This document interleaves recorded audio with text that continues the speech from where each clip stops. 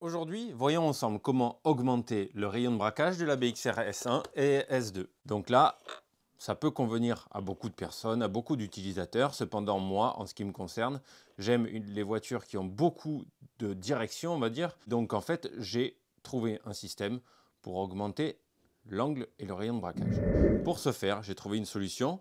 Je vais vous montrer comment moi je procède. Après, libre à vous de faire comme vous voulez. Vous pouvez parfaitement la laisser d'origine. Si l'angle de braquage vous convient, ça fonctionnera parfaitement. À savoir que si vous passez sur l'option des étriers avant en aluminium, référence REV OP05, cette modification, ce n'est pas la peine de la faire car il n'y a pas de petite butée, la petite butée dont on va parler ici. Cependant, pour ceux qui ne veulent pas investir ou ne peuvent pas pour l'instant investir dans l'option alu, il vous suffit de faire une petite modification dessus. Vous allez voir, c'est assez simple. Première étape, on va enlever les roues.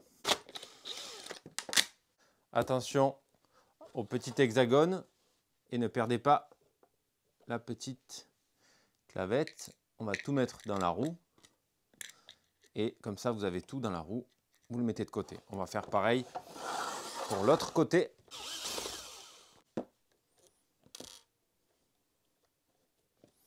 On se retrouve donc avec la voiture sans les roues avant. L'étape suivante va consister à enlever cette pièce-là. On va faire levier, hop, on sort la biellette.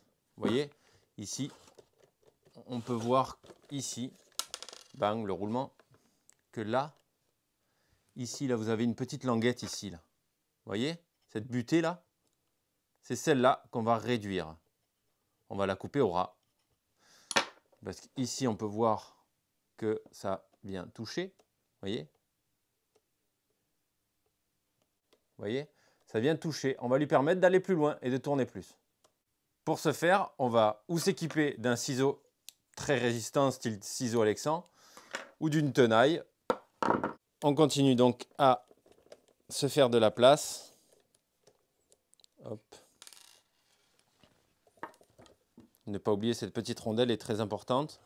Elle se met entre là, ici.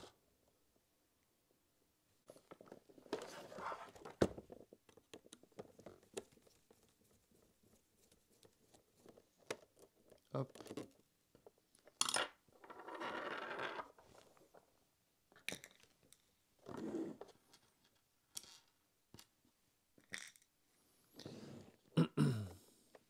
Ici, on se retrouve avec le cardan. On l'enlève. Et ici, on peut retrouver la butée à supprimer. Ici. Vous voyez cette excroissance qu'on peut voir ici? C'est celle-ci qu'il va falloir couper. Donc pour ce faire, on va continuer à démonter de façon à sortir cette pièce. Là, on enlève la biellette. Ici, on va devoir incliner la pièce pour avoir accès à la vis. Hop.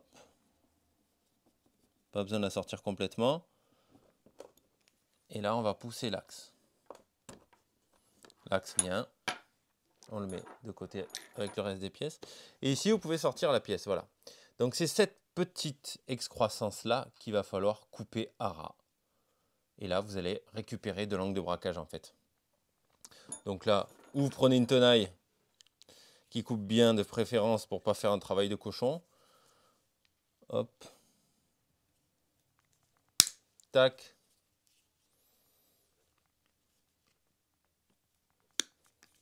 Voilà, on enlève le plus gros à la tenaille. Et ici, on peut finir avec un scalpel pour faire bien propre.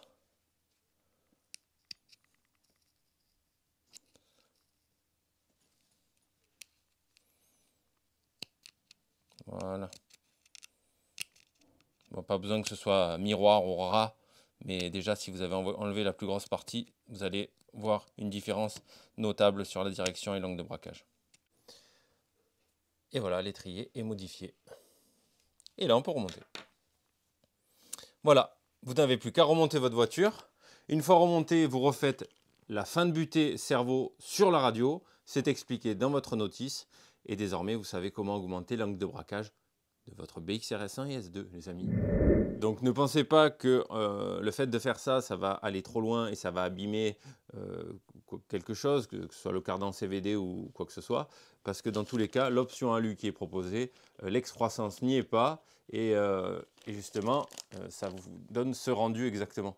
Donc, aucun risque de faire cette petite manipulation gratuite et rapide, c'est juste bénéfique pour retrouver donc de l'angle de braquage.